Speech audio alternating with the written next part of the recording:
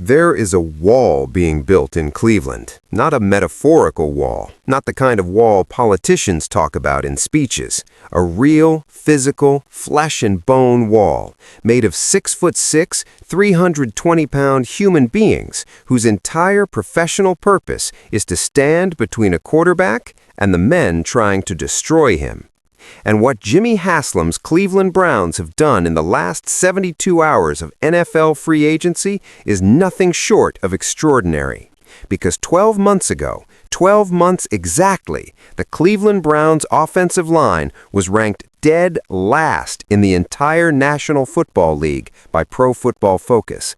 Dead last out of 32 teams, the worst unit in the league at the most important structural position in professional football. The unit that got Shedeur Sanders sacked so many times in his first 7 NFL starts that analysts stopped counting and started asking whether the franchise was intentionally sabotaging its own quarterback. The unit that made every snap feel like a countdown to disaster. The unit that the entire city of Cleveland looked at and said, this has to change. This has to be the #1 priority, because nothing else matters if the man behind center cannot stand upright long enough to throw the ball. And now, on March 11th, 2026, 48 hours into the most important free agency period this franchise has entered in years, the wall is going up. Piece by piece, player by player, decision by decision. Titus Howard arrived from Houston in a trade before free agency even opened. Zion Johnson came in on day 1 for 3 years and $49.5 million. Teven Jenkins, the man Chicago drafted with a first-round grade and then let walk, the man who played 4 different positions on the offensive line in 5 seasons, the man whose career had been defined by injuries arriving at exactly the wrong moments, re-signed on Tuesday morning for another year in Cleveland. And then, on the same Tuesday that Teven Jenkins put pen to paper and confirmed he was coming back, the phone rang in a suburb of Green Bay, Wisconsin. And Elgton Jenkins, the 2-time Pro Bowler, the man who had given Green Bay 7 years of his professional life, the man the Packers had just released with a failed physical designation after he broke his leg and tore multiple ligaments in November, heard the voice of Andrew Berry on the other end of the line. And Berry said 2 words that changed Elgton Jenkins' entire offseason.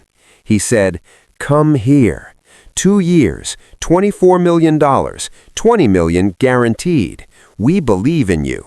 We are not afraid of what happened to your leg. We see what you are, and we want you to be part of what we are building. 3 offensive linemen secured in 72 hours, 1 trade, 2 free agent signings, and a franchise, a $6.14 billion franchise owned by a man who built his family's empire from a single $6,000 gas station, sending the most unmistakable message it has sent in years. The wall is going up, and nobody, not the critics, not the analysts, not the teams that passed on every one of these players, is going to be able to pretend they did not see it coming. To understand what Jimmy Haslam has authorized in the last 3 days and why it matters beyond the transaction level, you have to understand the specific failure that these signings are designed to correct. Because the Cleveland Browns' offensive line problem in 2025 was not just a football problem, it was a franchise-defining crisis that threatened to end the development of a young quarterback before it had a real chance to begin. Jenkins appeared in 13 games in the 2025 season for the Browns, including making his first start of the campaign against the Titans. According to Pro Football Focus, Jenkins allowed 4 pressures and 1 quarterback hit in 77 pass-blocking snaps. Military.com. 4 pressures and 1 quarterback hit in 77 snaps. That is actually a reasonable number.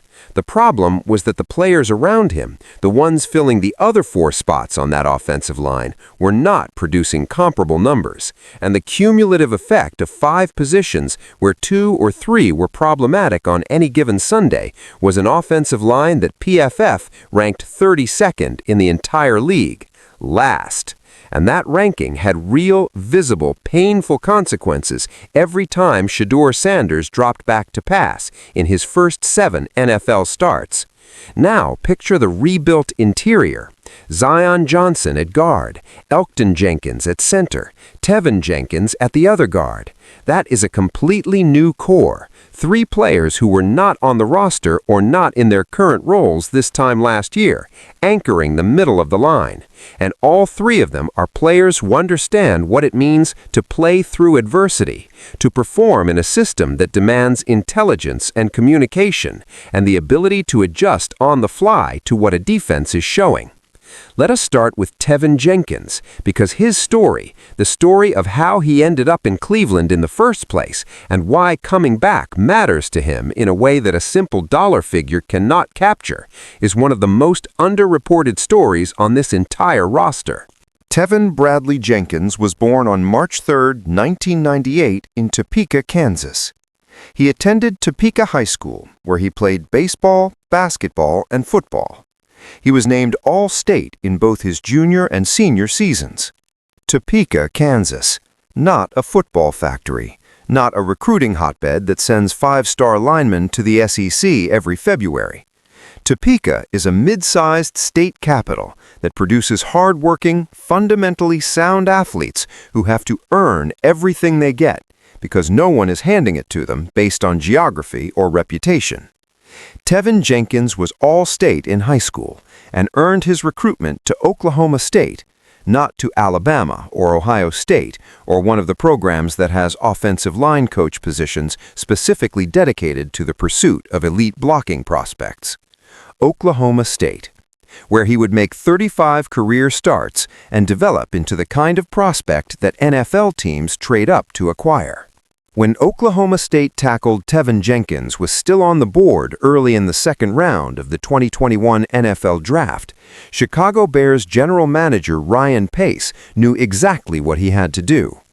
The Bears had a first-round grade on Jenkins.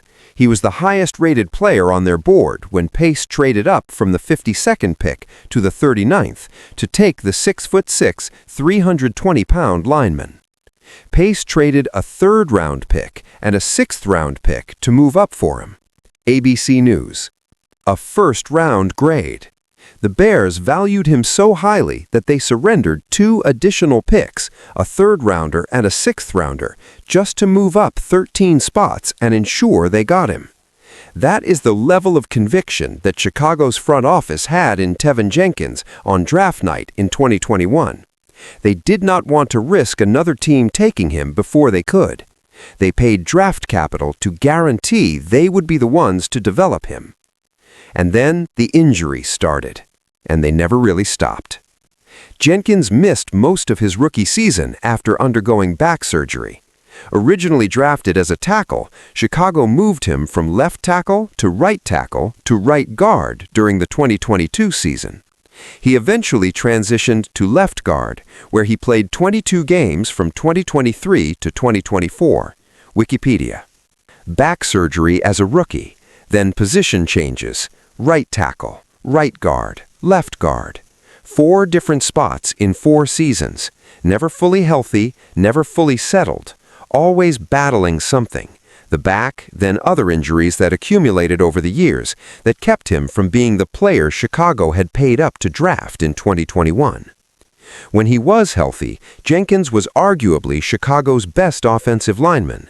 His 75.4 overall PFF grade in 2024 was the 13th best among all guards in the NFL, higher than Kansas City Chiefs Pro Bowler Trey Smith, who graded at 75.1.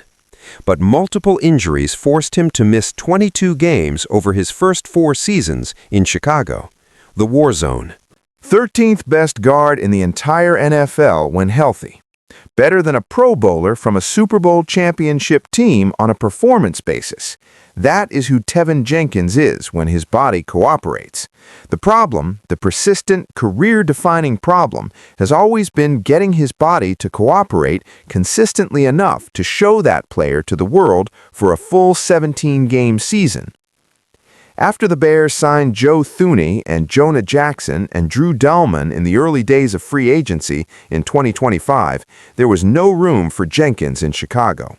The team that had drafted him with a first-round grade, that had moved him through 4 positions trying to find the right home for his talent, moved on. Jenkins became a free agent. Multiple teams expressed interest. The Seattle Seahawks, the New York Giants, and the Cincinnati Bengals all had reported contact. But he chose Cleveland. 1 year, just over $3 million. The war zone.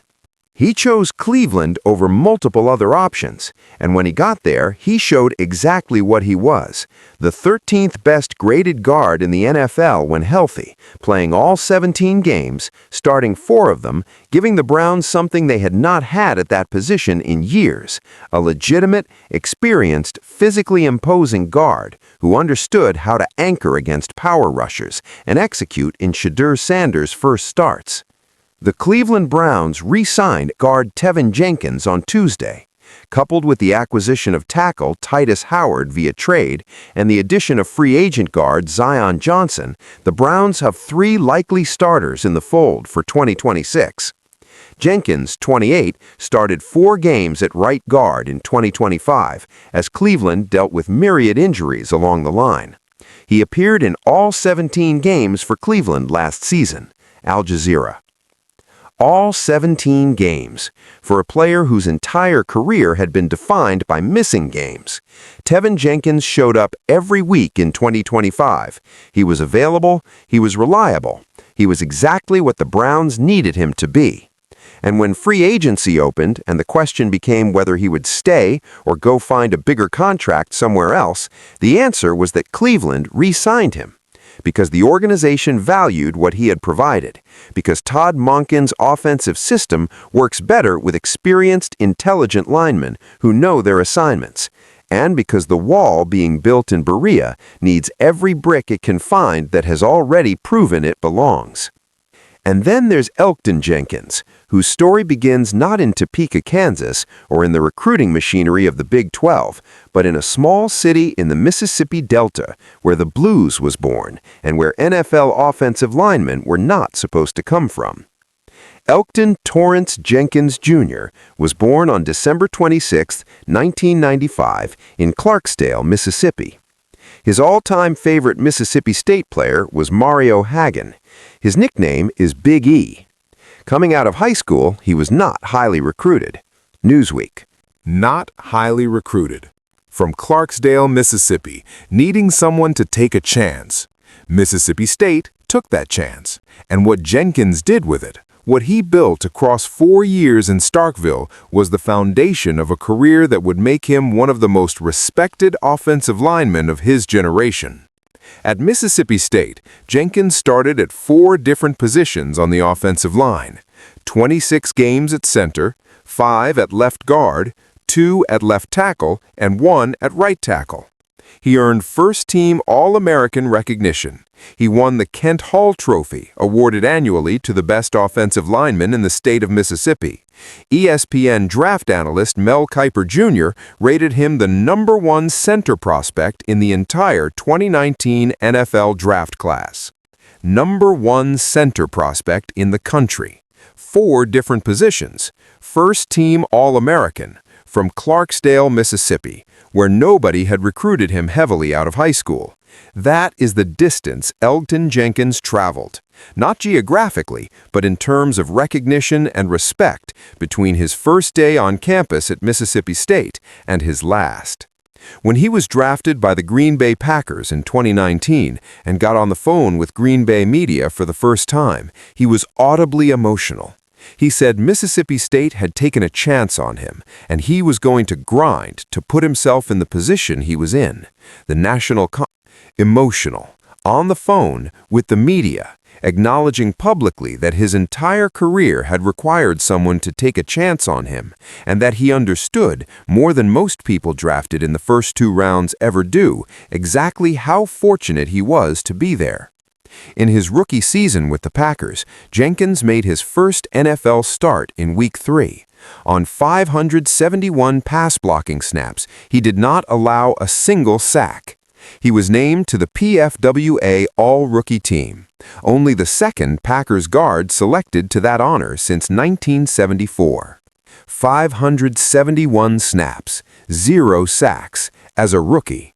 That is not luck. That is not favorable matchups. That is football intelligence operating at a level that most players need years to develop, arriving fully formed in a 23-year-old from Clarksdale, Mississippi, because the work had been done long before the professional stage arrived. In 2020, Jenkins started all 16 regular season games at 3 different positions and became the first Green Bay offensive lineman to start a game at guard, center, and tackle in the same season since the 1970 AFL-NFL merger.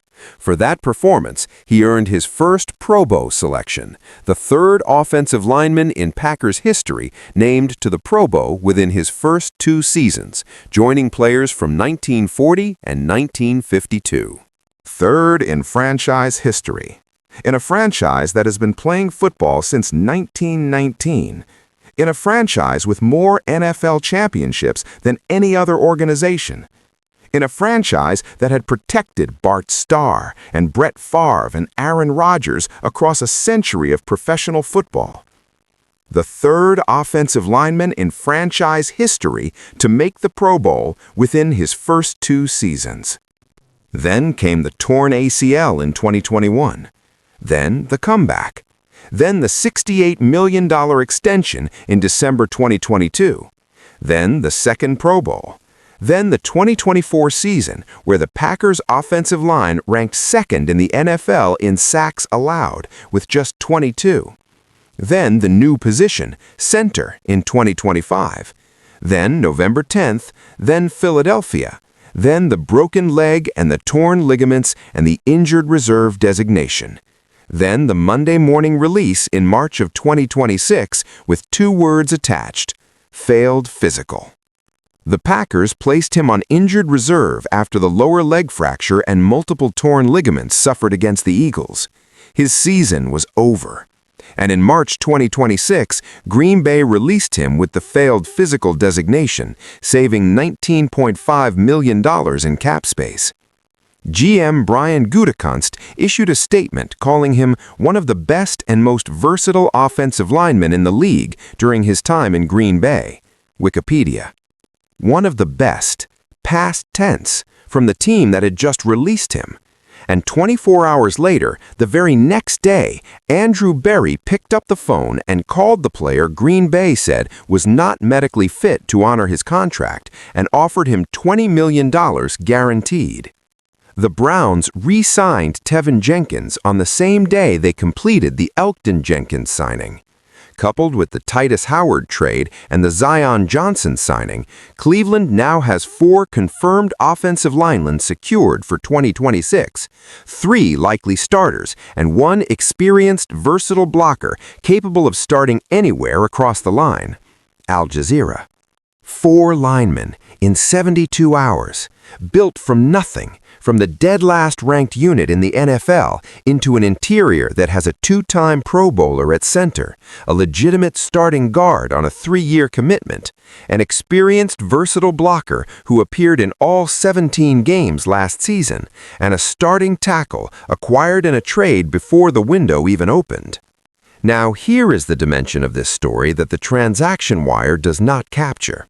Because what these 4 signings represent, what Jimmy Haslam has authorized, what Andrew Berry has executed, is a direct answer to the most visible failure of the 2025 season. The Browns drafted a quarterback in the 5th round who had the talent to play in this league. They put him behind the worst offensive line in the NFL. They watched him get sacked and hurried and pressured in his first 7 starts, and then told themselves and the public that the competition was open and the evaluation was ongoing. In the NFL, you evaluate a quarterback by watching what he does. But the evaluation only means something if the conditions are fair. If a young quarterback is running for his life on every 3rd down behind a historically bad line, the evaluation is meaningless.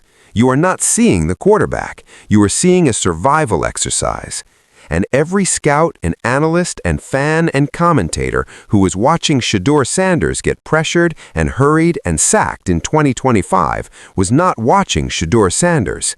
They were watching what happens when you put any quarterback, elite or average, behind the worst offensive line in the sport. Now the conditions are changing. Zion Johnson, Titus Howard, Teven Jenkins, Elgton Jenkins. Those four names represent a fundamental shift in what Shedeur Sanders, or whoever wins the Cleveland quarterback competition, is going to experience when he drops back to pass in September of 2026. He is going to have time. Not perfect time, not the time Patrick Mahomes gets behind a Chiefs line that has been built for a decade, but real time, NFL starter time. The kind of time that lets a young quarterback go through his progressions, find the open receiver, and make the throw that either validates or challenges every evaluation being made about whether he belongs. That is what Jimmy Haslam bought with the decisions of the last 72 hours. Not a guaranteed Super Bowl, not a solved quarterback situation, not a fixed defense or a fixed special teams or a fixed anything outside the offensive line. He bought fair conditions. He bought the ability to finally see what his quarterback can do when the men in front of him are doing their jobs. From a $6,000 gas station in a Virginia highway in 1958 to a $6.14 billion franchise making $24 million decisions on Tuesday mornings in March, the distance Jimmy Haslam's family has traveled is almost incomprehensible.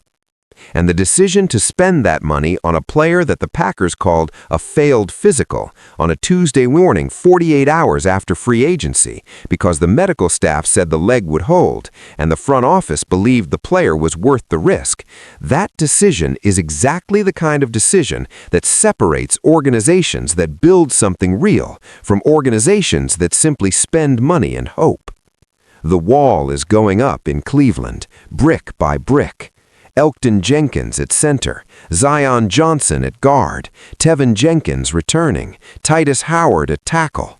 And somewhere inside that facility in Berea, Ohio, behind the wall being built, a quarterback is watching it happen and understanding, for the first time since his name was called in the 5th round of the 2025 NFL Draft, that the people running this franchise believe he deserves the chance to show what he actually is. That is worth $24 million. That is worth every decision made in 72 hours. That is worth the wall.